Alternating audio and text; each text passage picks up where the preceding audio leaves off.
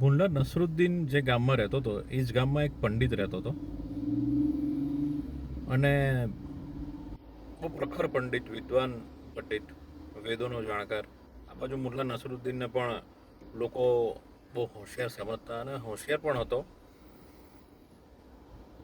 લોકોની તકલીફોમાંથી કઈ રીતે એમને બહાર નીકળો એનું એને સલાહ આપે બધાને. એટલે બિરબલની જેમ એ બધા એને ટ્રીટ કરે, પણ બંનેને એકબીજા સાથે બને નહીં. એટલે મુલ્લા હોય જ્યાં આગળ ત્યાં પંડિત જાણી જોઈને જાય ને એને અપમાનિત કરવાનો પ્રયત્ન કરે, અને મુલ્લા નસરુદ્દીન પણ એવું જ કરે.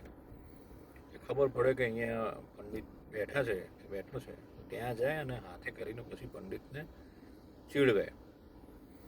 બંનેના મગજમાં એવું થયું કે આને એવી રીતે એવો બદલો લેવો છે ને કે આખી જિંદગી આ યાદ કર્યા કરે. તો પંડિત શરૂઆત કરે છે. મુલ્લા નસરુદ્દીન જેવો ઘરમાંથી બહાર જાય ને એટલે એને ઘરે જાય,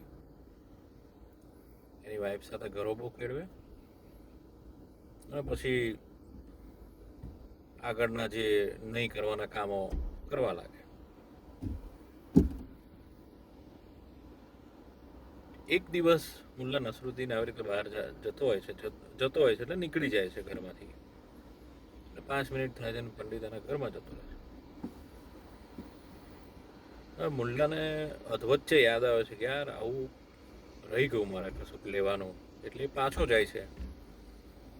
તો પાછો જાય છે, પાછળના દરવાજેથી એના ઘરમાં એન્ટર થાય છે તો પંડિતને એના ઘરમાં જોવે છે. એટલે પંડિત ડઘાઈ જાય છે, ડરી જાય છે. એટલે ડરીને એના મોઢામાંથી એવું નીકળી જાય છે કે હું અહીંયા જોવા આવ્યો હતો કે મારી વાઈફ અહીં આવી છે કે નથી આવી, કારણ કે ઘરે નથી. તો મુલ્લા નસરુદ્દીન કે તારી વાઈફ અહીં ક્યાંથી હોય, હમણાં તો એનું બજારમાં મૂકીને આવ્યો. વાદળી કલરનો બ્લાઉઝ પહેર્યો છે આજે એણે, એ રેડ પહેરતી હતી પણ મેં ના પાડી પહેરવાની, અને વાદળી કલરનો બ્લાઉઝ પહેરાવ્યો. પછી મેં જ કહ્યું એને કે આ પહેરા સરસ લાગે છે. એટલે પંડિતને ત્યાં આઘાત લાગે છે, મુલ્લાને પણ આઘાત લાગે છે કે આ શું થઈ ગયું. એટલે વાતનો સાર એવો છે કે કોઈકને નીચું પાડવા માટે, કોઈકને નુકસાન કરવા માટે, આખી જિંદગી ભર એને નુકસાન થાય એવું કરવા માટે આપણે કોઈ પણ હદે જઈએ કે હદે જતા વિચાર ના કરીએ, ત્યારે આપણે એવું ભૂલી જઈએ કે એ જ નુકસાન જો આપણને થશે તો શું.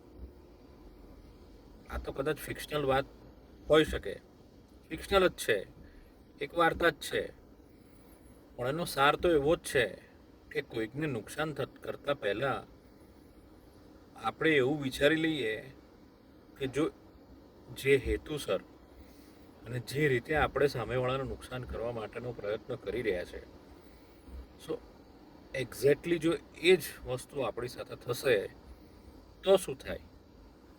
તો તમે કઈ માનસિક અને શારીરિક પરિસ્થિતિમાં મુકાશો કે તમારા જીવનમાં તમે કયા લેવલ પર જશો કે તમને શરમ આવશે.